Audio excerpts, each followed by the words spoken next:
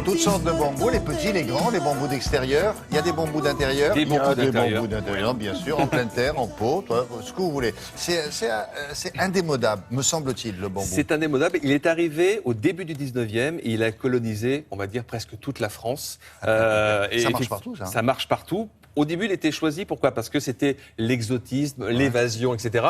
Ensuite, on s'est dit, il pousse vite, on va se masquer des voisins, des vues indiscrètes. Donc, on en a planté en haie, etc. Et puis, 15 ans plus tard, on s'est aperçu que, eh bien, il avait gagné du terrain et puis les racines commençaient à faire des dégâts. Et puis, c'est solide. C'est solide. Qu'est-ce qu'on peut faire des meubles avec? Exactement, on fait tout avec le bambou, on peut faire des assiettes, des meubles, on peut le consommer, on peut consommer les jeunes pousses, on peut tout faire avec le bambou. C'est vraiment une plante extraordinaire, mais le problème, c'est ses racines. Et les racines, il va falloir les maintenir dans un... Parce qu'elles galopent. Elles galopent, et maintenant, on est responsable depuis quelques années de ces racines. C'est-à-dire que si les racines vont endommager les tuyauteries du voisin, c'est vous qui allez payer et pas votre assurance. Donc, il faut faire très, très attention. Aujourd'hui, lorsque l'on plante des bambous, il y a des règles à respecter. Tour d'horizon dans le Gard, justement, savoir comment planter un bambou et que choisir comme bambou. Dans les Cévennes, à Anduze, se cache la plus grande bambouseraie d'Europe. Facile à cultiver, le bambou est l'une des plantes les plus vendues en jardinerie. Le choix ne manque pas. Plus de 200 variétés sont réparties sur 40 hectares. Grâce à la multitude de variétés, il est très facile de trouver plusieurs bambous qui peuvent pousser très facilement dans un jardin. On peut faire des bosquets, des forêts de bambou, des haies de bambou. Sur les balcons terrasses, ils s'adaptent très très bien. De par leur rusticité, ils ont une très très bonne résistance à la pollution.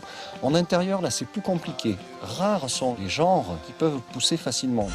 Version nain ou géant, le bambou est facile à cultiver, même pour les débutants. Il suffit déjà de savoir bien les planter.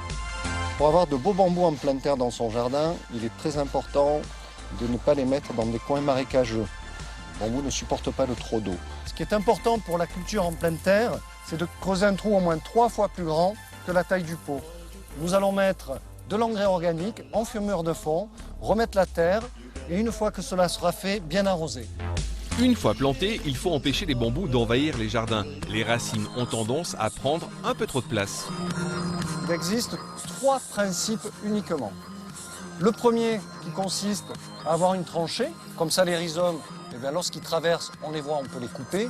Deuxième astuce plus esthétique, installer une barrière anti-envahissement. Dans une tranchée à peu près de 60 à 65 cm de profondeur, assurez-vous qu'elle va dépasser à peu près de 5 cm.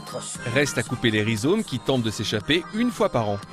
La troisième façon pour se séparer des bambous envahissants, ce qu'il y a d'important, c'est de couper les pousses. Les bambous géants, faut pas hésiter. Une opération à faire au printemps et vous serez tranquille le reste de l'année. La bonne idée, le planter en pot. J'ai sélectionné le Philostachys humilis, très adapté justement pour la culture en pot, mais aussi pour l'utilisation en bambou de haie. Pour cela, j'ai besoin avant tout d'un petit peu de sable pour mettre au fond du pot, une bonne terre végétale bien drainante, un petit peu d'engrais organique pour mélanger à la terre et surtout ne pas oublier de l'engrais de surface pour mettre par-dessus une fois la plantation terminée. Il faut ensuite l'arroser généreusement. Astuce, comment savoir quand le bambou a soif ? À partir du moment où les feuilles s'enroulent sur elles-mêmes, c'est que votre bambou a soif. Donc il faut intervenir, il faut arroser. Et ceci est valable été comme hiver. Autre astuce, le bambou, ça se taille. Donc pour les bambous moyens et géants, il suffit simplement de couper chaque branche au niveau du chaume.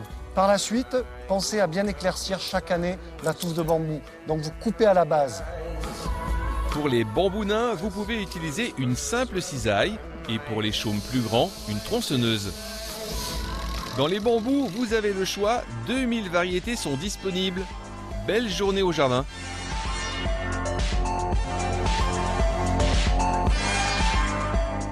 C'est beau, c'est vraiment beau. Il y a une forêt de bambous. Une forêt. Ils font visiter ou pas? Ah bien sûr, ça se visite. Ah ouais. On peut visiter. Et des bambous qui poussent presque à 70-80 cm par jour de taille en une journée. Celui qu'on a vu dans un pot, il va pas grossir plus que ça? Non, parce qu'il s'adapte vraiment au volume de la terre. Il y a une intelligence chez la plante, donc elle s'adapte au volume de la terre selon ce que vous lui donnez à manger. Voilà, la bande de bambous, là, ils disent ouais, mais on n'a pas plus de terre que ça, bon, on va pas grossir. Oui, mais au bout de 4 genre, on vit dans un studio, au bout de 5-6 ans, il va vous faire savoir qu'il va falloir changer de pot parce qu'il va éclater. Ses racines vont faire éclater le pot. Là, ça sera le moment de changer le pot, évidemment. 5-6 ans. Très bien. Merci beaucoup.